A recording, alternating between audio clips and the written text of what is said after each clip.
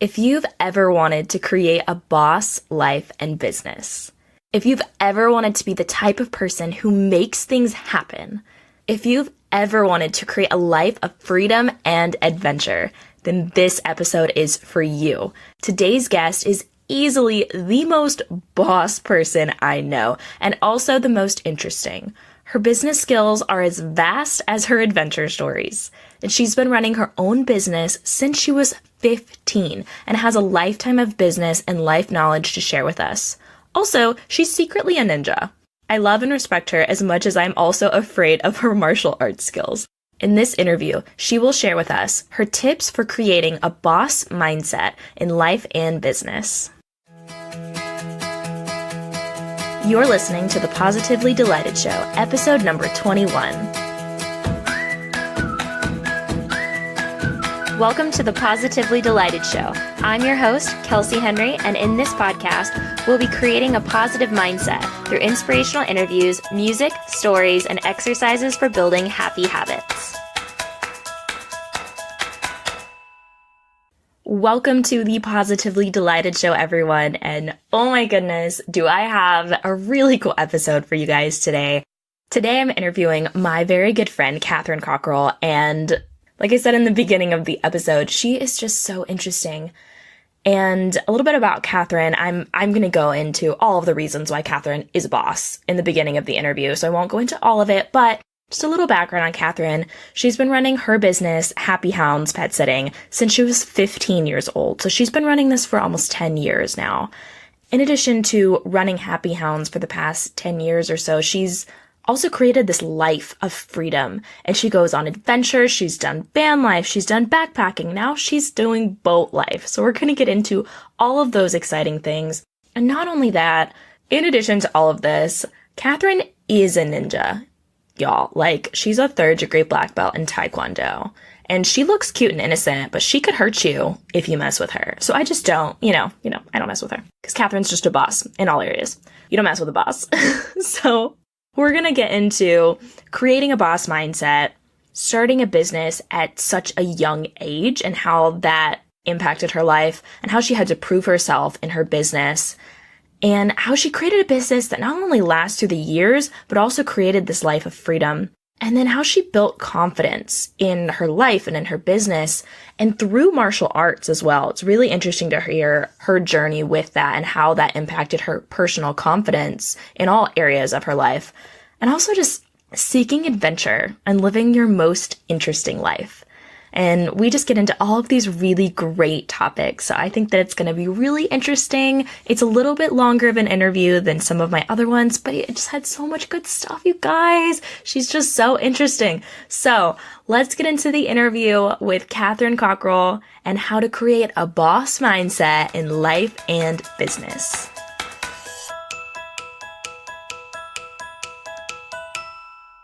Kathryn, thank you so much for being on the show today. Of course, I am so excited. So I have so many things that I want to talk to you about today, and pretty much it all kind of centers around the topic of how to be a boss, because you are pretty much the most boss person I know. All right. What do you want to talk about first? Okay. So I'm just gonna run through a few just little bullet points that I have prepared here just to give a little overview of your bossness. So You've been running a business since you were 15 years old. You're a third-degree black belt in Taekwondo.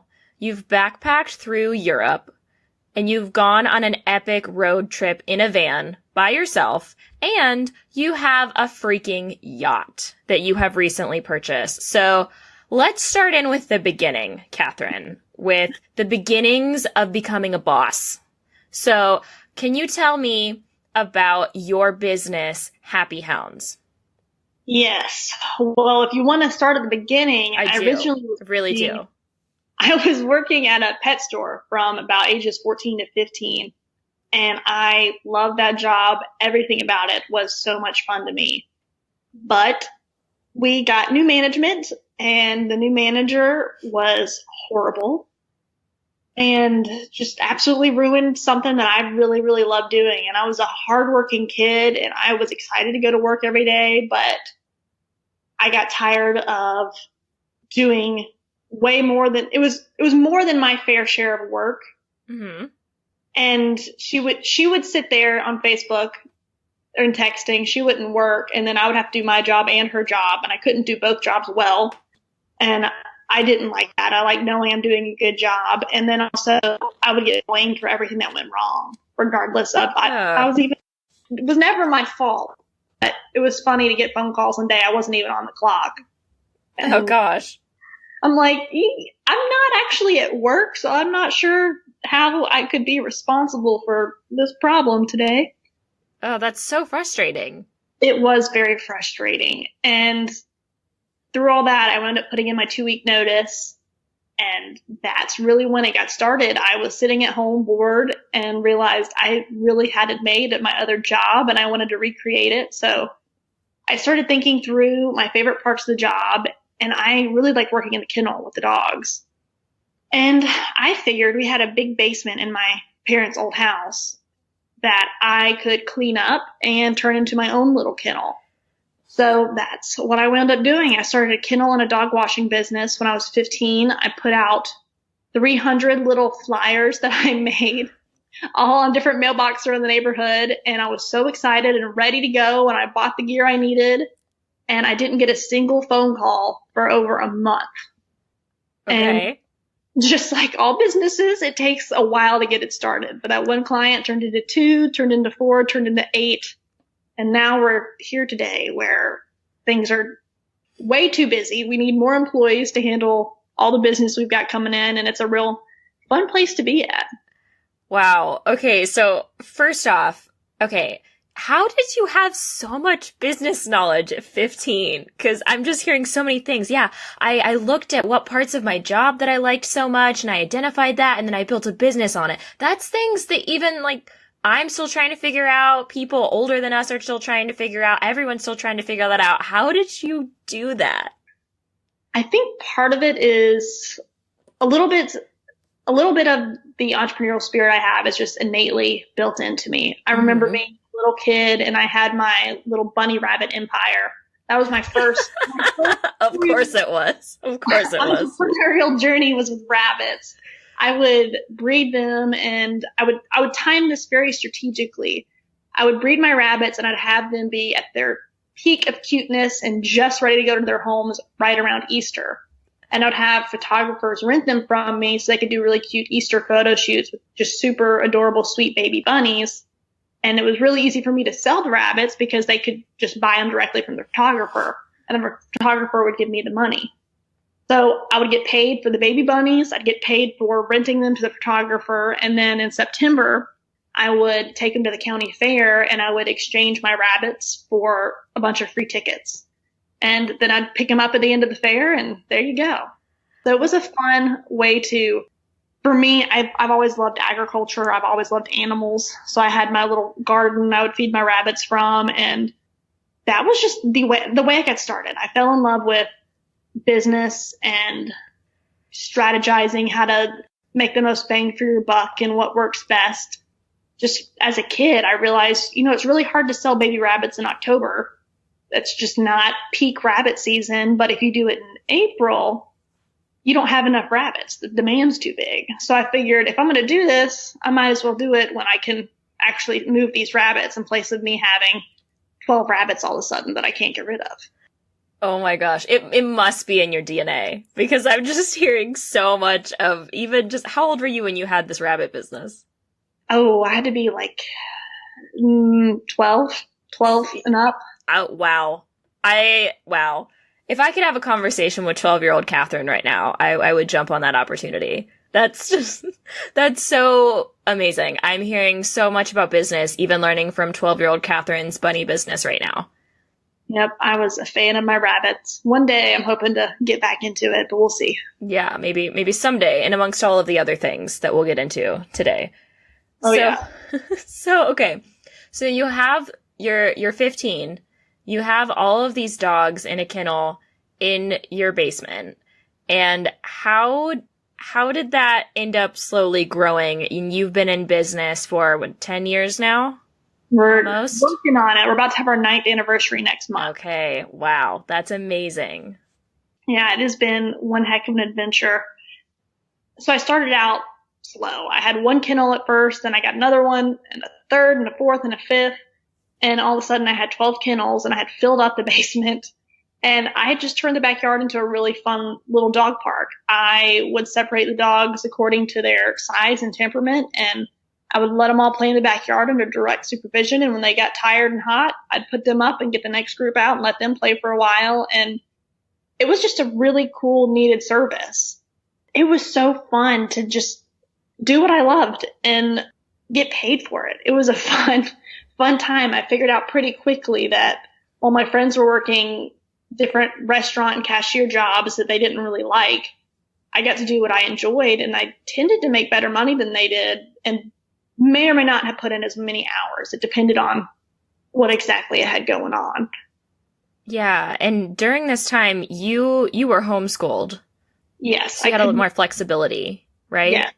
For me in this business, I couldn't have done it if I wasn't homeschooled. Mm-hmm.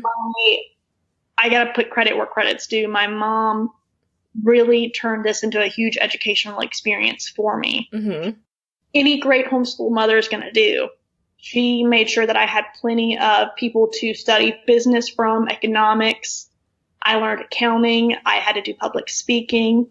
All these things that she really helped hone and bring out in me helped so much in business. And that was a priceless gift that I was able to learn that while actually being able to put it into practice. It wasn't a theoretical thing. I got to learn accounting at school and then come home and actually sit down and do my own accounting. So that was very, very helpful for me because I had no clue of what 15-year-old knows how to do accounting. That's so cool. Yeah, it was quite the experience. I had no clue what I was doing. It's one of those businesses. I started out with pretty much everything the wrong way. And slowly over the past 9 years, I've had to rework and redo and rebuild. And finally, we've got a nice, well-oiled machine. That's so cool. I love that it was part of your everyday schooling to run your own business. Because, I mean, when you're doing something, there's so many more opportunities to have that real world experience. And I feel like you learn so much more than if, say, you just read a bunch of books on it. Exactly. And one thing that really, really worked to my benefit is I was young and I was cute. I was as brave as I was naive. And I had lots of people take me under their wing and give me lots of advice and lots of help. And if it hadn't been for their sheer pity on me, Happy Hound would not be what it is today. But if you have a kid or you're young and you're in business and you want to learn and you want to grow, it's okay to be naive and to not know the answers. People really enjoy pouring into you and helping. It's something I love doing now, is helping other young people who are thinking about starting a business or have one and they're troubleshooting different things. I love that I'm at the point now where I can, in some ways, help give advice. Now, this is the circle of life. Now I sometimes can be the intelligent party giving good advice. Not all the time, but I'm getting there. Exactly. Well, on that note, so you were talking about how you were cute and young and naive and people would take you under their wing. Did you have any trouble with clients or other people taking you seriously by being such a young business owner? I didn't take myself seriously for a long time. That was a very hard thing for me to overcome because I was watching all of my friends go off to college. That was the plan that my parents had set up for me before I was even born. I had a college fund they were putting money into. And for me to start talking at 16, 17, 18 and saying, you know what, I don't think I want to go to college. I've got a good thing going for me. I want to really give this a try, give it my all and see what I can do, was really uncomfortable. It's something I really, really wanted to do, but it wasn't the path that had been laid out for me. And in a lot of ways, I am a people pleaser, especially to my parents. And if my parents had discouraged me, I wouldn't have gone off on this path. I wasn't independent enough to have done that at the time. But they are very, very understanding, and they made a deal with me. They said, okay, you don't have to go to college, but you're going to graduate from high school and immediately become an adult. If you are more than welcome to stay with us, you can live with us, but you're going to pay rent. We're going to treat you as if you're 22 years old, like you had gone to college and graduated. So you're going to need to get a job. You're going to need to move out or stay here, pay rent. You're going to need to help with groceries. You're going to be an adult. It's time for you to spread your wings and start flying a little bit. I needed that push. That's something I don't think I would have become as successful as I have been if my parents hadn't put that gauntlet down and said, time to go. You're a little tough love. A little bit of tough love. And I have an absolutely amazing family. Like I said, they set me up for success from the get-go. I mean, my mother sacrificed her career to homeschool us all. And I have the absolute utmost respect for them. And they knew me well enough to know that I needed to be challenged so I wouldn't just become stagnant and happy with the status quo. So whenever I graduated, I was actually working 3 jobs. I was running Happy Hound, I was working as a nanny, and I was working at a dog wash. And over the course of about a year, I was able to whittle down to just Happy Hound as my sole income. Wow. That was such a huge moment for me. But I still wasn't confident in myself in business. It wasn't for a couple more years. I would pick up part-time jobs seasonally here and there, just pet sitting. Unless it's summer or a holiday, you're typically not that busy. Mm-hmm.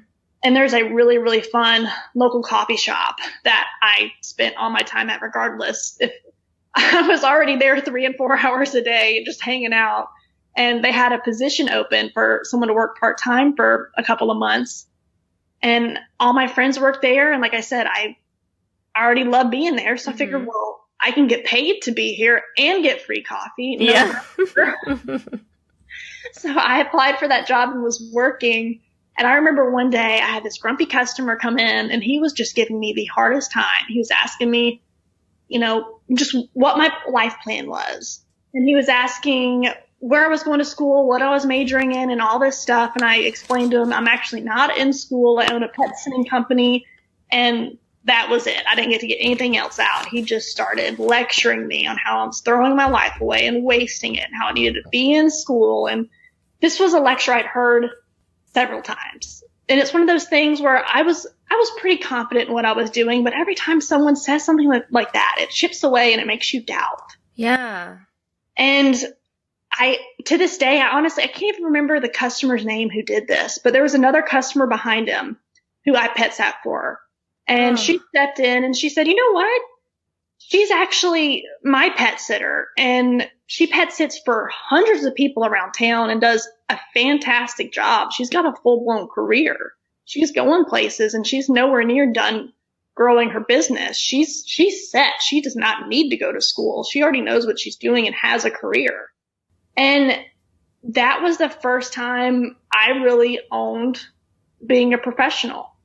Up until then, I had always felt like I was kind of behind the curve because all my friends could say, oh, well, I'm going to be a certified nurse in 9 more months, or I'm getting all the prerequisites to go on to be a lawyer or a doctor or whatever my friends were doing. I have a lot of very intelligent friends.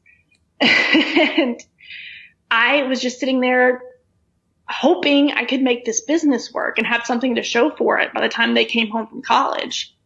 And to hear one of my own customers defend me so strongly, I was like, you know what? I've only met and interacted with this person a few times, and they have such faith in me. I should have a little bit of faith in myself.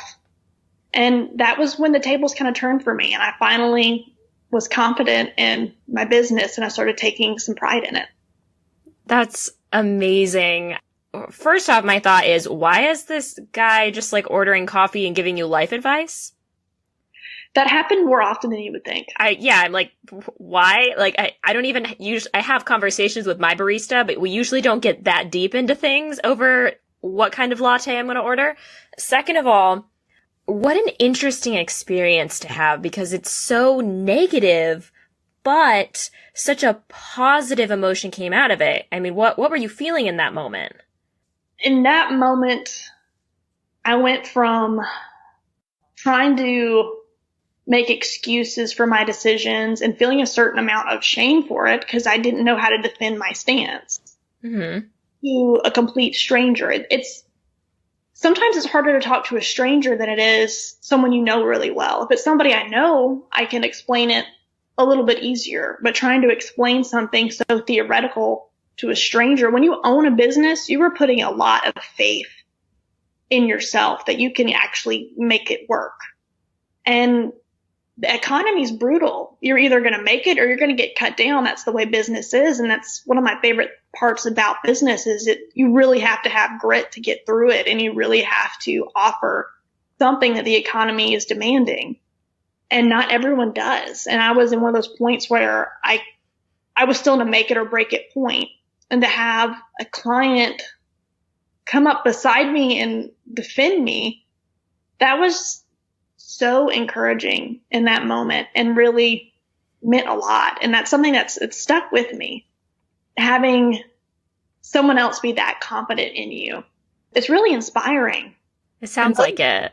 Yeah, it's a motivating experience. And I think that's what I took away was I was incredibly motivated and all that stuff was true. And I wanted to own it and I wanted it to fuel me to keep going further.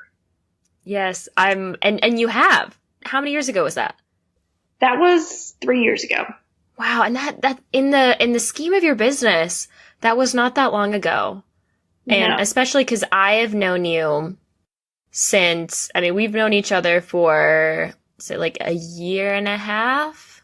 Yeah, about a year and a half. And you just like exude confidence to me. And so it's hard for me to imagine you ever having any doubts about your business because like you just came up, you're like, I'm Kathryn, I own a business, I'm here. I don't want to say I fake it till I make it, but I have a certain amount of undue confidence sometimes. Mm-hmm.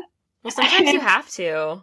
That's the hard part about business. I started when I was 15 and I had no clue what I was doing. I'm about to start my second branch. And again, I don't know what I'm doing 100%. I'm studying really hard. I'm planning ahead as best I can. I'm setting up my fail safes, but I'm putting myself out there to continue to grow and to continue to expand. And if you're going to be good at business and at life, you have to start getting comfortable being uncomfortable. I just was able to start really young, and I've gotten confident in not always knowing the answer and not always knowing what's going to come and learning to be comfortable and okay with that. I think that's the secret to confidence, is just giving yourself permission to figure it out and to struggle with it and just be dedicated to solving the problem. Yeah. And I'm hearing so much of that. And I think that that's a really hard roadblock for people with anything in life, is getting into that uncomfortable space. 'Cause usually just on the other side of that discomfort is something that you really, really want. Yeah. And that's so hard. And people talk to me and they're like, well, you figured it out when you were a kid. And I tell them, no, I did not. I followed something that I was already good at and people were already paying me money for. And I just dug deeper and deeper into it. It was not an easy ride by any means. There were plenty of tears along the way, plenty of days when I thought I was going to close up shop. But it was something I really, really enjoyed doing and was willing to fight for. I'm not willing to fight for anything, but in this case, I could envision what it could be and what I wanted, and it was worth the struggle. Yeah. Yeah, I think that's so important. Yeah, it was a long, long ride, but I'm happy with where I'm at.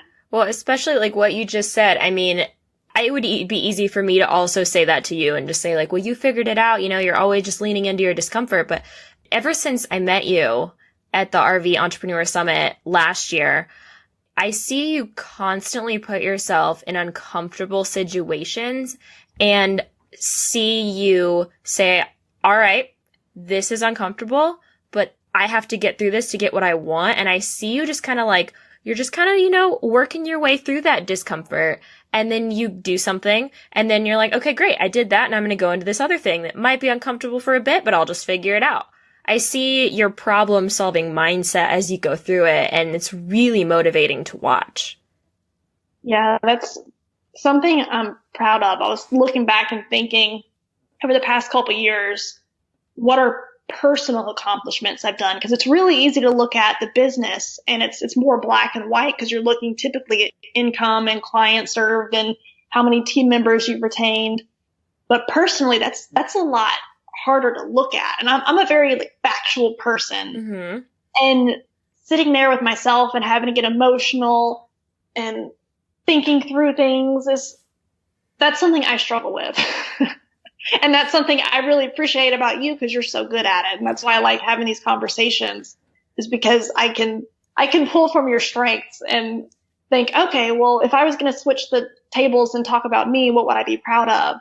And learning to be uncomfortable and find comfort in that moment is something I'm really proud of. Being comfortable with being uncomfortable, as much of a paradox as that is, has allowed me to do so much in my life that I never would have even thought of before. It's almost like you inoculate yourself little by little. You start out with something small, like maybe it's going on a couple-hour road trip by yourself to see a friend. And then it goes to a little bit bigger, and now you're flying cross country to go meet a friend. And then it goes something a little bit bigger. Now you're road tripping with more of an acquaintance, not someone you know so much, but by the end of it, you're great friends. And then you're road tripping by yourself and you're meeting all kinds of new friends everywhere you go. And it's something you have to build up that immunity to, because it's not something you can just jump into overnight. Mm-hmm. But I've been able to spend the past couple of years getting more and more bold with the crazy leaps I'm doing. Some of it is a little bizarre, but it's so fun and it's pushing me, and I have so much fun 99% of the time. It makes it worth the little bit of struggle I have to go through. And you can definitely see that with everything that you do. I just feel like I love the attitude that you have around it. And that's one of the things that I just love of these conversations that we have together with every step of the way. And you specifically, like, talking about road trips. I mean, I've seen you, and we're going to get into all the travel in a bit. And I love the mindset that you take into it, because it comes from, I feel like it comes from a place where you're very confident. And even if you're not, I don't know, I just feel like you said, like maybe faking it till you make it, or maybe after a while that really does start to become real. Because, I mean, do you feel like even when you are in that discomfort, you know by now that you'll figure it out and it's going to be okay? Yeah, at this point, I've learned even when stuff comes up, I'm going to figure it out. Like, we're talking about travel. One thing that was a huge, huge, huge problem for me the past couple of weeks is getting insurance on this boat that I just bought to live in. Mm-hmm. It's going to be my house. I have already bought this boat. It is ready to go, but I couldn't get the thing insured. And I didn't know this was going to be a problem. I have a great driving record, but yeah, who knows about boat insurance?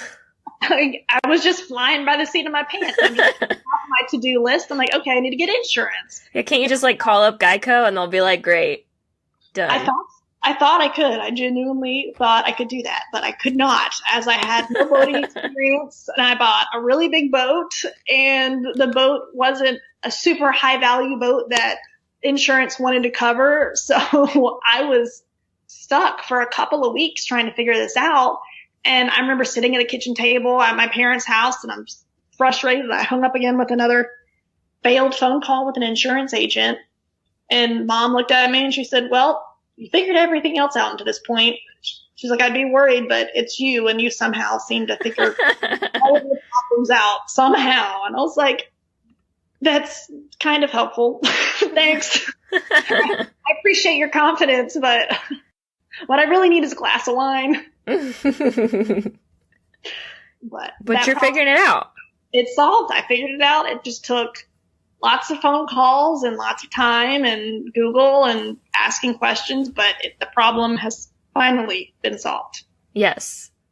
And I have no doubt that you're going to figure out anything that you come to in life. That's pretty much what I've decided. If it's something that I want to do, I will figure out how to get it done. Yes, I absolutely agree. So another topic that I want to get into, going from the business into, you talked about kind of some of your personal life. Another thing is that you are a black belt in, not just a black belt, a 3rd degree black belt in Taekwondo. Yeah, that is a really fun fact that I like to throw out occasionally, is that I'm secretly a ninja. I like to throw that fact out too, because I think that that's definitely something. I mean, if you weren't already a boss before, literally by being your own boss, now you're like a boss because you are a ninja. And how many years did it take you to get this degree? I started when I was 4, and I haven't quit. There's been times in my life where I haven't been able to go like real regularly, or I've had to take a break. But I have done Taekwondo for almost 20 years right now. That's some serious dedication. It is a lot of dedication, but the school I go to is like a tight-knit family, and I can't imagine not having them in my life. I love each and every one of them, and I was just there 2 days ago, and they put me through the ringer, but I love them, each and every one. Everyone.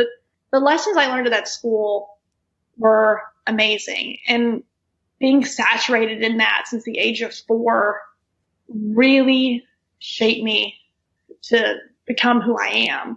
I'm the oldest of 6 kids, so I've obviously been very bossy my whole life. My little brothers will be happy to attest to how bossy I've been, but I was given the chance to be a junior instructor in Taekwondo at the age of 12. And I would help teach classes, and I had a leadership role, and they take it very, very seriously. Taekwondo is actually what the Korean Army uses for self-defense. So it's a military-based program. So there's a whole lot of structure to it.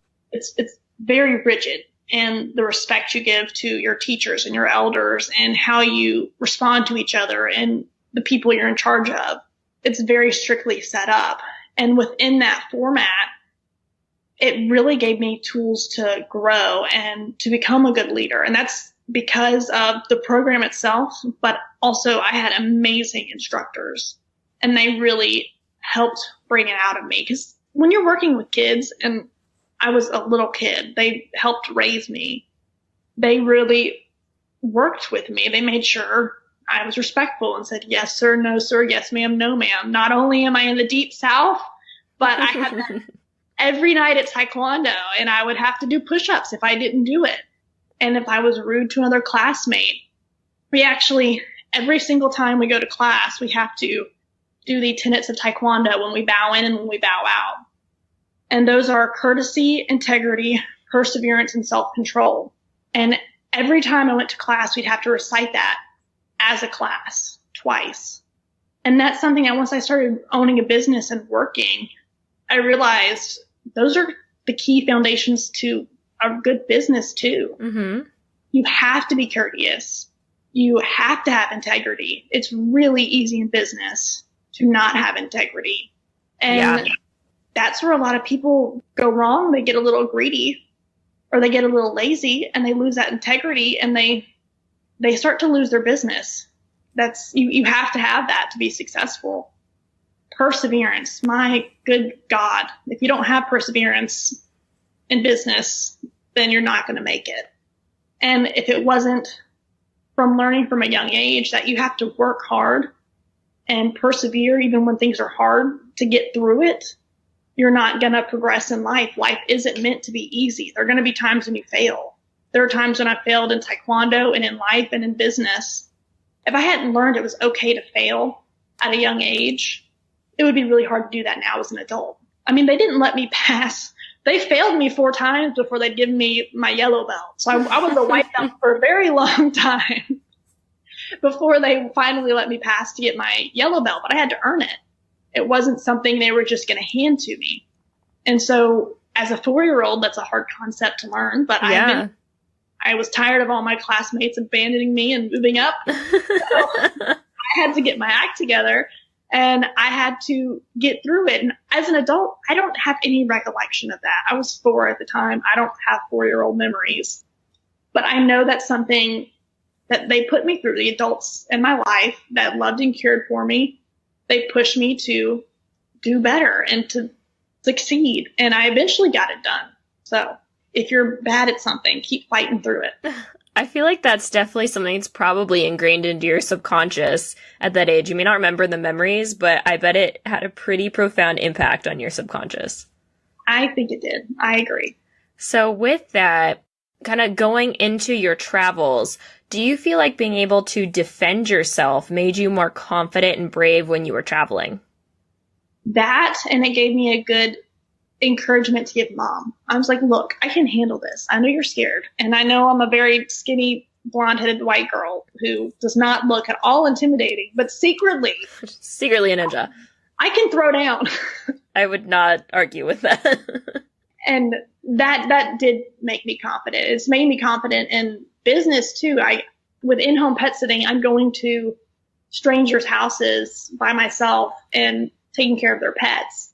And that's something that you have to be confident to do. And part of that confidence is me knowing if something went wrong and if somebody had bad intentions in hiring me, I am able to defend myself, hopefully enough to get out of a situation. I mean, that's always a concern when you're a young woman doing stuff by yourself all the time, that something could go wrong. It's a worst case scenario that you don't ever want to have happen. Absolutely. And that's kind of how I handle worst case scenarios, is I acknowledge they're there and I do everything I can to prepare in case that happens. So I am trained in Taekwondo and I'm ready if a situation were to arise. I know how to defend myself. Yeah. And I have personally taken a class from you, taken 2 classes, and you've shown me some moves. So I can definitely attest to the fact that if someone tried to mess with you, you would kick butt. It is true. It is very true. I look up to you and I'm slightly afraid of you. And I think that's a healthy balance. Well, you did good in those classes. Thank you. Scary too. So if anyone tries to Elsie, she will hurt you back. Back off. And I can scream really loud. So exactly. It's those singing muscles. Yeah. So with that, let's kind of move into your travels. So before I met you, and before you came to the RV Entrepreneur Summit, I know that you had done a lot of traveling already. And one of those adventures was backpacking through Europe. Yes. Backpacking through Europe was actually plan B. Okay. Plan A was to stay in resorts in Europe. That sounds nice. It feels so lovely. Things went horribly wrong for us to go from resorts to backpacking. What was the original plan and how did you get to backpacking? Originally, I was going with my friend Mallory. We had planned this out over the course of a year. She was going to be studying abroad, and when she finished her semester, I was going to fly out and meet her, and we were going to spend about 3.5 weeks in Europe. We were going to spend a week and a half in Switzerland, a week and a half in Germany, and then a couple days in London. And we had used her aunt's point system. Her aunt was very, very generous and gave us access to her point system so we could reserve these overseas resorts. Mm-hmm. And so that's what we did. We reserved the one in Switzerland and we were very excited and we went there. And it wound up that it was too good to be true, as we maybe could have figured out if we hadn't been naive in America. But so what was wrong with it? It had once been a beautiful resort. Oh, no. About 30 or 40 years ago. Oh, gosh. It no longer was. We were the only people there, excluding 2 employees. Oh, no. There wasn't anywhere. There was one restaurant you could buy food at, and it was only open from 12 to 3 in the afternoon. What's the point? There was no stores. There was no amenities. There was nothing to do. We were just up on this mountain that if it had been snowing, you maybe could have skied. Okay. If you brought your own skis with you and knew what you were doing. So we basically were just way up on this mountain, living in a cloud in this horrible abandoned resort. And we decided that we had spent all this money to get to Europe, and darn it, we were going to have fun. Yeah. So we started backpacking. We We did not know what we were into. Me and my friend Mallory were backpacking through Europe. We each had a huge backpack and a giant suitcase that probably weighed about 100 pounds between us. Oh my goodness. And that was the craziest experience. We wound up just abandoning things here and there because it was too heavy to carry with us. Mm-hmm. We had some of the best memories just traveling. We were on trains and buses all the time. We were in hostels. We really got to enjoy the culture and the backpacking experience when that was not part of the plan. But we're both dedicated to having a good time regardless of where we're at. That's good. So, having a really, really fun time. And was it easy? Was it what we expected? No, it definitely was not a resort experience. We planned. We had overpacked nice clothes and underpacked warm clothes. Mm-hmm. So we're scrambling in the moment. It usually goes. To do what we needed to, but we wound up having a really, really fun time. And given the chance, I would totally go backpack Europe again. So did you end up staying still for 3 weeks? Yeah, we stayed the entire time. We were super pinched for money because we hadn't budgeted in accommodations. Ooh, that's a big cost. That's a huge cost. So it wound up being a backpacking trip on a super tight penny pinching budget. But again, we wound up having fun. If you're gonna backpack through Europe on a tight budget, I suggest foregoing Switzerland. We've spent days too long in Switzerland, and Switzerland is so expensive. Yeah, I've heard. Yeah, we were starving to death, and the only food we could afford was McDonald's. Well, at least you can count on Mickey D's. So barely for the dollar menu in Switzerland, we got, I think it was the 5 for $5 meal is what it would be in the U.S. So 5 things for $5 in Switzerland was $26. Oh my goodness. So $26 US will buy you a 5 for $5 McDonald's meal in Switzerland. I can see how that was a little bit expensive. Just a little bit. Just a little bit. Wow. Well, it definitely sounds like you ventured outside of your comfort zones a little bit during that trip as well, but still had a lot of fun. Oh yeah. That's really, really cool. Well, how old were you when you went on that trip? I was 21. Okay. And since then, would you say, had you done some traveling before that? Because I think you've been to South America, right? Yeah. I'd spent a couple weeks in Ecuador before that. I went with a medical missions group that I work with real closely here in Alabama. And I've done a lot of fundraising for them. I've done a lot of just gopher work, going to run errands for them, whatever they need. If it's going to Walmart to pick up supplies, if it's dropping packages off at UPS. I mean, whatever they needed me to do, I would do that. And they very, very graciously decided to take me along on one of their missions at no cost to me. They sponsored me and they took me and allowed me to see what that work I had been doing stateside was actually going towards firsthand. And that was amazing. Just first off, to see people living in third world conditions with all these serious medical problems that didn't allow them to walk or use their hands, or they're stuck in wheelchairs.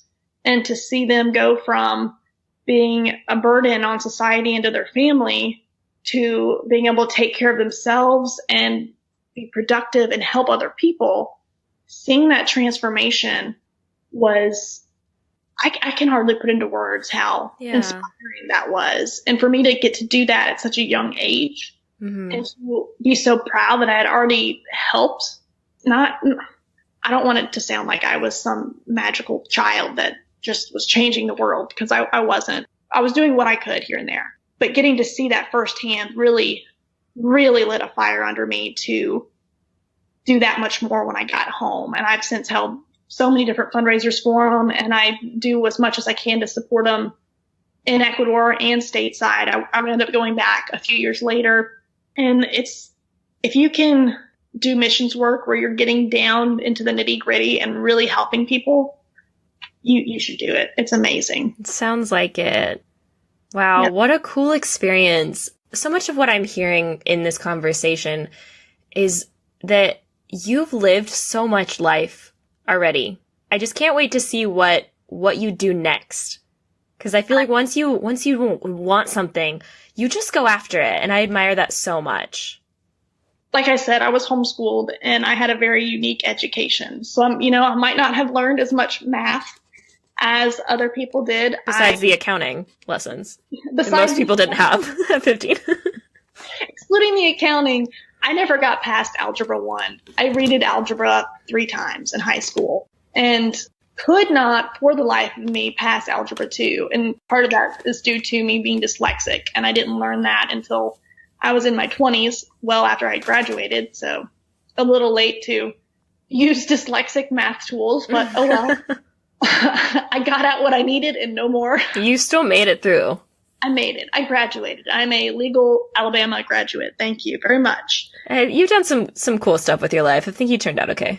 Oh, yeah. But one of the things I loved so much about my education then, and I'm still learning every day now. I love to read biographies and study people who have succeeded in all kinds of different aspects of life. And I'm going to kind of butcher this quote, but something that has really stuck out to me was Amelia Earhart on her first crazy flight that she was going on that she very well could have died on. She left without telling her family. The only person who knew was her fiance. And she left letters with him to mail to her family once news hit the press that she was airborne and gone. And part of that letter to her mother said, I've lived so much life. I don't mind contemplating its end in the middle of it. And that was just so cool. And that's a motto I've adopted is I've lived so much life already. If it all came to an end today, I wouldn't mind. Wow. And how many people can say that about their lives? Not enough. Yeah. That's something really interesting to think about. If you can't say that in your life, what would make you feel that way? What left do you need to do? What can you get started on today? I mean, there's just so many things to think about. Yeah, and there's a lot I want to do still. Oh, I'm sure. Really throwing in the towel. But at any moment, if it ended, I could, from up above or wherever, I'm hoping I get to go to heaven. But wherever you are and whatever you're thinking the end of your life looks like, I'm hoping I could look down and say, despite all of my flaws and my mistakes and things I wish I hadn't done, I'm okay with how it ended. Yeah. Well, on that topic of doing things that are very fulfilling in your life, I want to ask you about the van trip that you took this year. So you talked about how, when you're getting out of your comfort zone and especially if you want to travel, you can start doing little trips and you can travel with friends, and you went on the mission trip. And then you decided that you wanted to travel by yourself and you bought a van and you went and did it. Yes. So can you tell me about, first off, kind of how you got into the idea that you even wanted to travel by yourself and how the trip went? That trip was such an experience. Again, this is me just being hard-headed and making things work. I actually originally had bought a vintage Airstream that I was ready to take on the trip. And I hit one crazy roadblock after another with that, and I was unable to finish it. So I wound up selling that to some friends and buying a van. Actually, I don't even know if you know this. I bought it from an ex-boyfriend. I remember that. I got a real good deal on it. That's good. He felt kind of guilty. But he's a good guy. I'm not going to throw him under the bus. He's a good guy. Yeah. But I got van at a really good deal, and I went for it. I wasn't planning on not taking a bathroom and shower with me, but you know what? And I had an absolute blast on that trip. It was amazing. Before the trip took place, this is about the time I was looking at buying the van, I was actually in a really tough place personally because in order to travel, I had to hire management to take care of my business.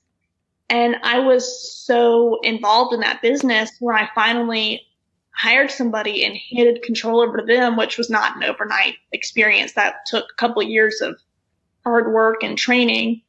But once I handed that over and I actually didn't have much of a role in the business anymore other than signing paychecks, I was incredibly lost. And for the first time in my life, dealt with some depression.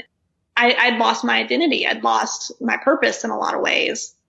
And this trip was a way for me to kind of rediscover myself and rediscover what I like doing. If I'm not spending almost every waking moment dedicated to my business, well, how am I going to spend it?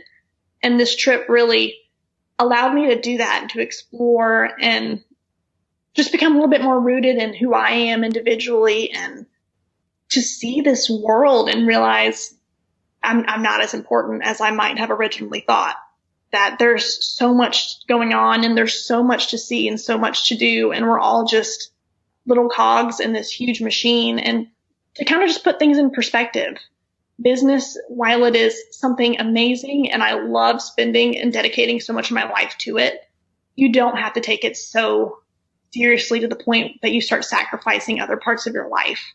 And that was a big lesson I took away from the van trip is you need to work hard, but you also need to enjoy the world we live in the moment. Yeah, because it's a pretty great one. It is amazing. And what was it like being out there on the road? I mean, it was you and your dog Tansy. So you weren't technically alone, but I mean, what was it like being out there by yourself? And I mean, it's just you and the road. You and these beautiful landscapes and maybe not so beautiful landscapes. I mean, everywhere you went, what was that like? That was such a mixed bag of emotions. Mm-hmm. Some of it depended on what city I was in and what mood I was in. It was a really unique experience.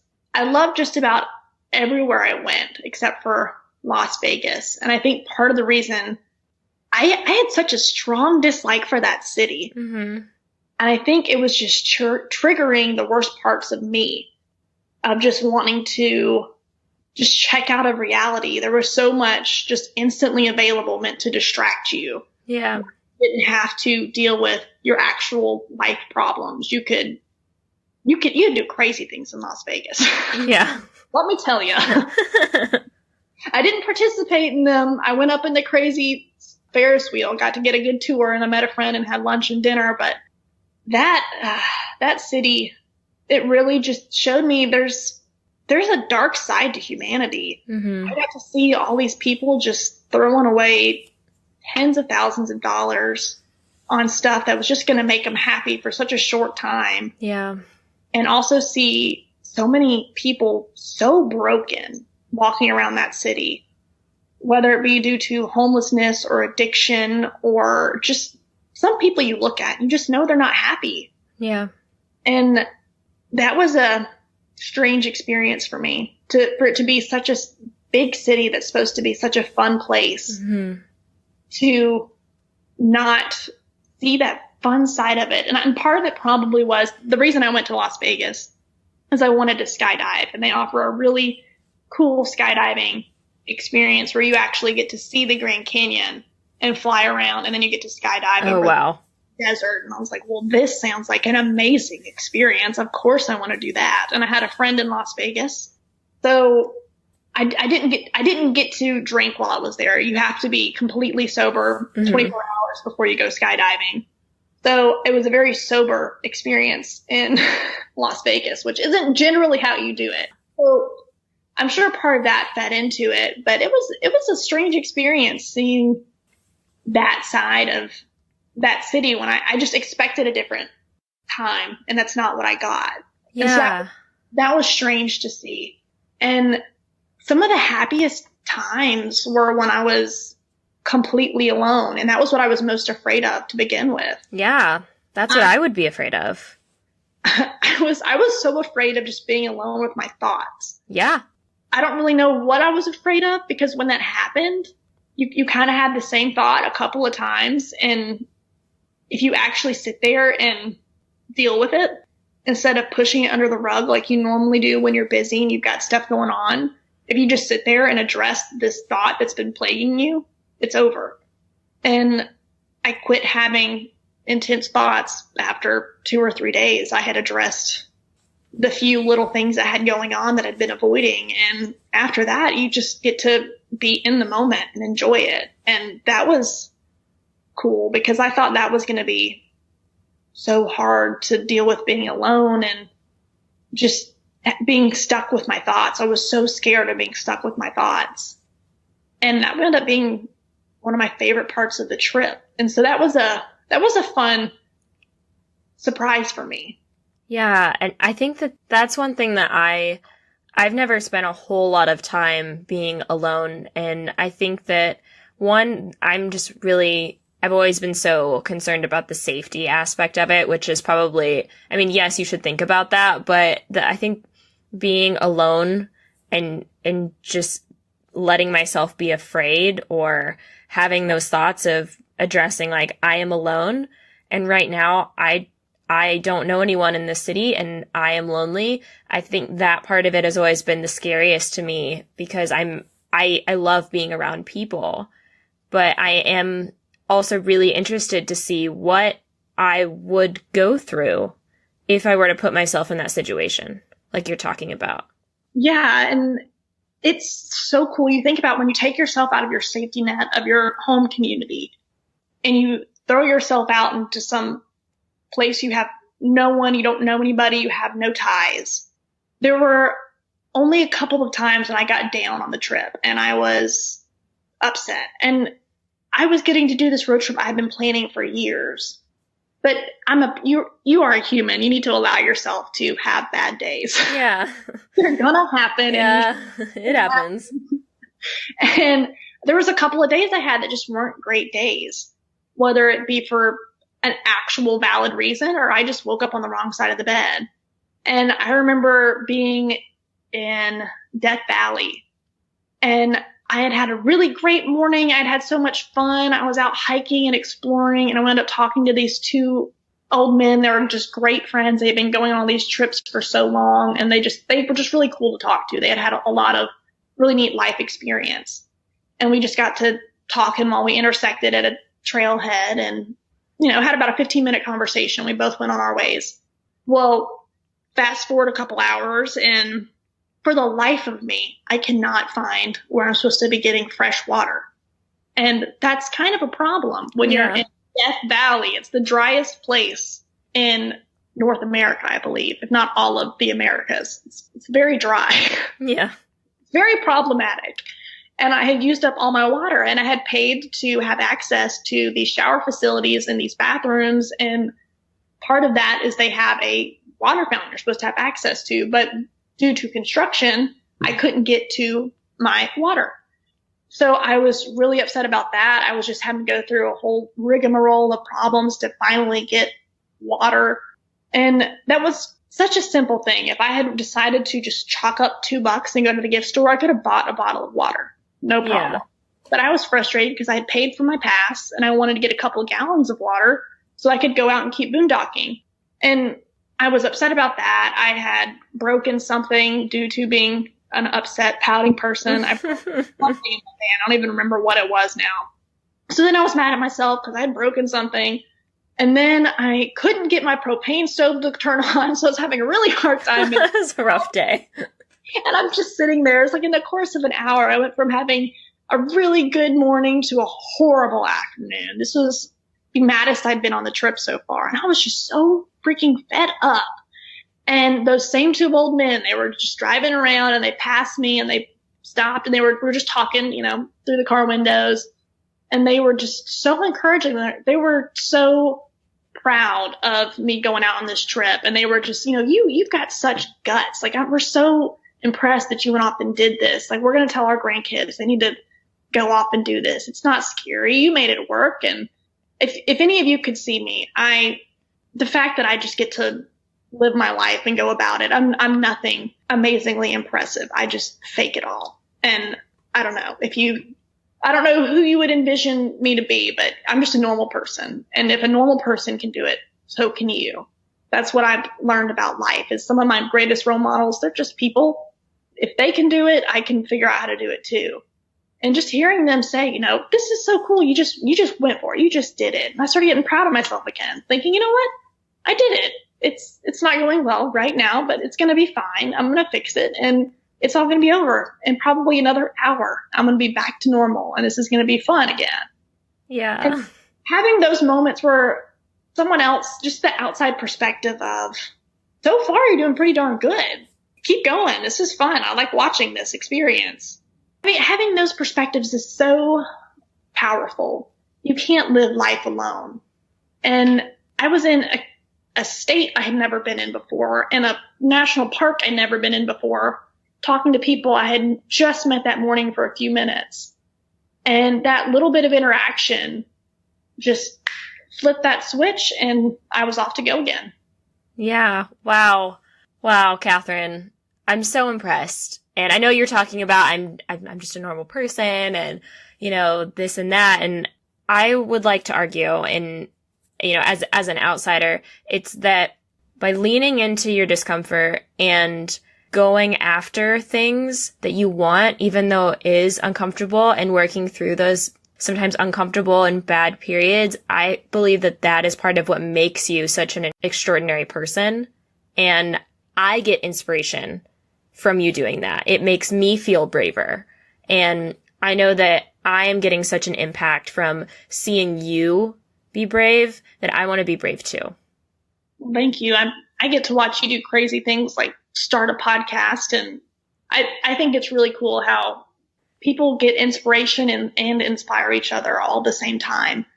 Mm-hmm. And it's cool to see that come full circle. Those are the best friendships and the best mentoring relationships, is when you both are inspired by each other. And that's what I've been lucky enough to surround myself with, are people who are so inspiring, but we're different enough and we challenge each other enough to be inspiring to each other. Yes. And I think that's really important. Like you were saying, the people you surround yourself with.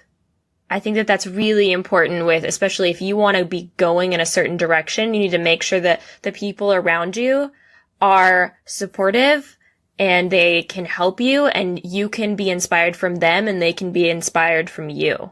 That's huge. And that's my secret to any of my successes I can point to, is I found people who were a couple steps ahead of me in whatever I was trying to do. The whole reason we met is because Heath and Alyssa have an awesome blog and a podcast, and I really wanted to travel. And I saw that they were having a huge summit meetup for entrepreneurs who live in RVs and travel all the time. And I thought, that is a group of people that I need to meet because I want to be doing that. And so I made the time to go there. But I didn't know anyone going into that. I just was inspired by these podcasts and blogs. And I'll have books that I read that inspire me. I have people locally that inspire me. I throw that net as wide as I can. I don't limit it to a few people in my hometown who take the time to talk to me. Those people are absolutely amazing. And they have hugely shaped me to be the person I am today. But you know what? Dave Ramsey doesn't live in Fairhope, Alabama, where I do. But he was a huge mentor to me from his books and his videos and his programs and classes. And then you go to the Titan that's Chick-fil-A, and the way they do their hiring and their promotions and how they really involve themselves with their employees and their customers. I would find these people and companies who did it right, it really resonated with me what they were doing. And I would study from them and I would learn from them. And a lot of these people I'm never going to meet. It'd be so cool to meet John C. Maxwell and talk leadership with him. But maybe that will happen. Maybe it won't. But regardless, he's touched my life in such a big way, just teaching me how to be a leader. And that's what you have to do. You have to find those books and those podcasts and those videos and really expand those horizons. Don't limit yourself. Yeah, because you can surround yourself with people that you don't necessarily know. They can still be your mentor and they can still be your teacher, and you could just read all their books, listen to all their podcasts, absorb all the knowledge that they have. I love what you're saying about that. I've read a few things about, like finding your dream team and finding your dream team of mentors, and they can be anyone you want. It could be alive or dead. Just anyone in the world who you think is inspiring, and just find out everything you can about them and surround yourself in that knowledge. Exactly. That's what I try to do. I just try to find things that inspire me day to day. And I love reading. I love learning. But there's plenty of times when I just read fiction books. And you know what? Fiction books are actually secretly awesome leadership books. There's always some huge dramatic problem that has to be overcome. And the most unlikely person has to step up and lead and save the day. And those are inspiring. If it's a good fiction book that's made it to the New York Times bestseller list, that author's put a lot of thought behind why are all these people following this one individual. And they have to give them all these qualities and traits that make them inspiring and worth following, even though they're making mistakes. And that's one of the best parts about fiction books for me, is it shows you the nitty-gritty parts of relationships in life where these characters make these huge mistakes. And they are just on the brink of ruining everything, because you have to have a sequel, of course. And you have to end on a cliffhanger. Mm-hmm. But how they come back from these huge missteps and become stronger for it. And that's something in real life we typically try to sweep under the rug, that we had this mistake. We don't want people to see it. We just want to show them the beautiful finished product of, look at how good we did. Life's perfect. It wasn't that big a deal to get here, but, be happy for me. I made it. It was no sweat off my, back. We got this, no problem. But in real life, you screwed up plenty of times before you got to the peak of your mountain. There are so many falls and struggles and broken bones and bruises and tears before you actually get to the top of climbing that big mountain you've been climbing for so long. It's not an easy process. If it was easy, we all would have climbed Mount, I can't remember the name. Oh my gosh. What's the crazy mountain people climb? Everest? Mount Everest. Mount Everest. Yeah, that's too cold for me. Yeah, it's too cold for me too. I like tropics. That's my kind. There you go. Well, Kathryn, I'm so impressed with everything that we've been talking about. So much wisdom, and we've gone through like your business and some of your travels, and now you're on to the next phase of your life, which you mentioned before, is that you've recently bought a yacht. So you're expanding your business. So what is your dream going forward with these things you're doing now? The dream I have right now going forward is I need to keep learning how to franchise my business. I'm doing this first step with me as the one going out bootstrapping, getting the new clients, getting the new business built. And the goal is, once I've done that, I can coach my current manager at the branch I have that's running so well here in Alabama. I can help lead her to do the same thing with her own branch in Texas. That's her dream. So I want to partner with her in making that happen. And to do that, I have to figure out how to do it the right way. I've never built a business correctly to date. I thought that very theoretical plans when I was 15, and I have since course corrected and fixed every one of those mistakes and have a really solid business here, but I've never started one from scratch the right way. And I want to do that so that I can figure out the kinks and the struggles so I can then encourage her to do it. And the ultimate goal is to become a business coach. Mm-hmm. I want to franchise this company and have branches all over the place where people can buy in and love their job as much as I do and as much as my team and my manager does, and just give them that financial freedom, that happiness in their life, a job that you go to work and you know you've done a good job, and you go home and you get to enjoy your life. That's been something that I think our culture lacks, is rewarding work and the ability to have time off to enjoy your day-to-day life. Life isn't work. That's one of the parts of it. And you can have a job that you hate. You can have a job that you love. But I want to give them a job that they love that allows them to do other things in life that they love, whether that be going on a road trip or spending a day with their family or taking a nap. I love taking naps. That's like, it can be anything. That's something I want to lead by example a little bit, that having a great work ethic and working hard is so important, but it can get you to the point of also being able to take time off and not think about work for a second and just enjoy the moment you're in. Yeah. Yeah. Well, Kathryn, that's a beautiful dream. I believe in it. I know you believe in it. I'm very excited. I've already got some goals set out for 5 and 10 years from now. Woo! Of course you do. Of course. I'm really good at planning. Good. Well, I love it. So, Kathryn, I think it's safe to say that you've lived a pretty boss life so far. So, what advice would you have for others who want to live their own version of a boss life? I would say to live a really quality life, you have to do a certain amount of self-reflection and find out what your priorities are and plan your life accordingly. And from there, you have to understand that it's not going to be easy. Nothing in life that's worth pursuing just comes to you. It's hard. The only thing that's free in life is the sunset. That's beautiful. But you know what? You have to work to stay alive to see that sunset. You have to feed yourself and take care of yourself and house yourself. And that's not easy. Life is hard. It is hard to make it day to day. But you start pushing yourself and stretching yourself, and you can withstand a lot. If that's the only thing you take away from this, is you are so much stronger than you know. You just have to start pushing yourself little bit by little bit. And all of a sudden you're going to be doing so much more over the next month, 6 months, year, 5 years than you ever thought you would be able to do.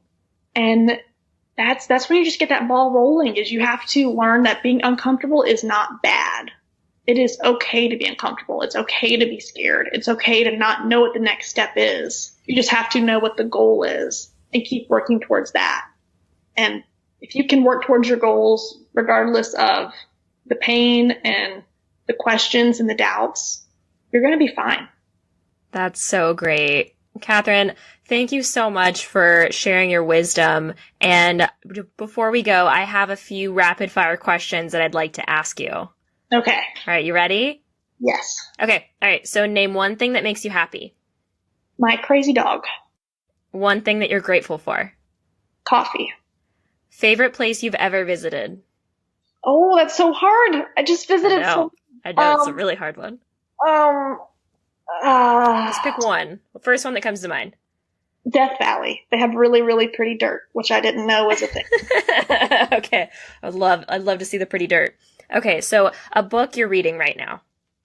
Oh, the book I just finished reading and was really into is called Get Well Soon by Jennifer Wright. Okay. It's about plagues throughout history. Interesting. It was. It was a strange book, but I really liked. Real quick, what did you take away from that?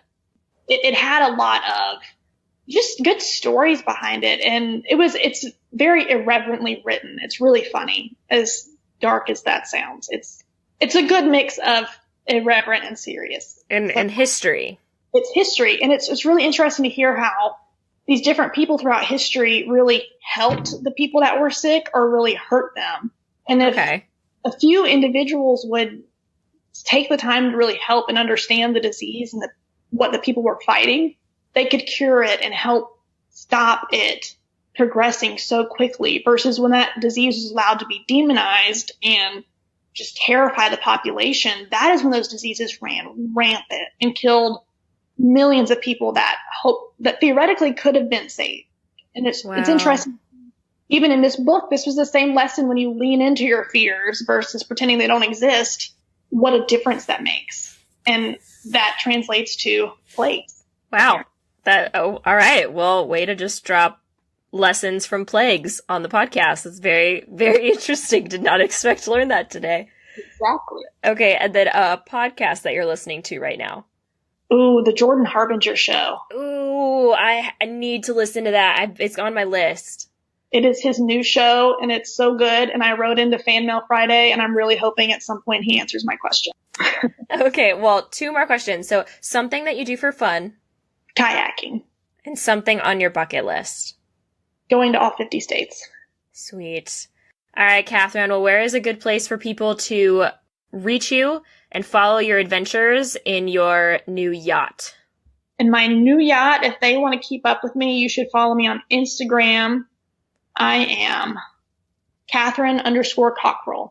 So spelled KATHRYN_COCKRELL. And then I also have KathrynCockrell.com, which is woefully in need of updating, but it is a good website. That's just not.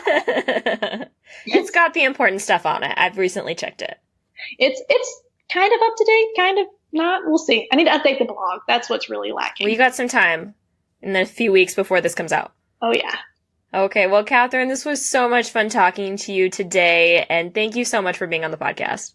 Kelsey, it is awesome being your friend. I'm so excited for you and seeing where this podcast takes you. I'm proud to call you a friend. Ah, thank you. Well, I can't wait to see what you do in your future adventures. Ditto. We'll stay in touch.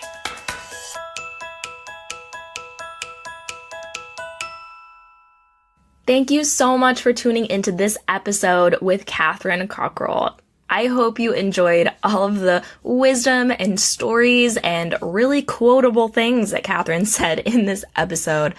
And I respect so much the things that she has done in life, and I am just so honored to be her friend. I cannot wait to see where Kathryn goes in the future, branching out Happy Hound and living the boat life. Who knows what she'll do next? I really don't know, but it's going to be interesting. That we know for sure. So you should connect with her. Follow her on Instagram at Kathryn_Cockrell. I will put that in the show notes, and also her website, KathrynCockrell.com. So go to the show notes, follow along with Kathryn's journey, because it's going to be awesome, whatever it is. So thank you so much for tuning in today, and I will see you next time. Thank you so much for listening to this episode of the Positively Delighted Show. Be sure to head over to positivelydelighted.com to get the show notes for this episode. If you like the show so far and you've been learning a lot from the content, I would love if you could go to iTunes or your favorite podcast listening app and leave a review. You would be my favorite person ever. Thank you so much again, and I hope you have a positively delighted day. See you next time.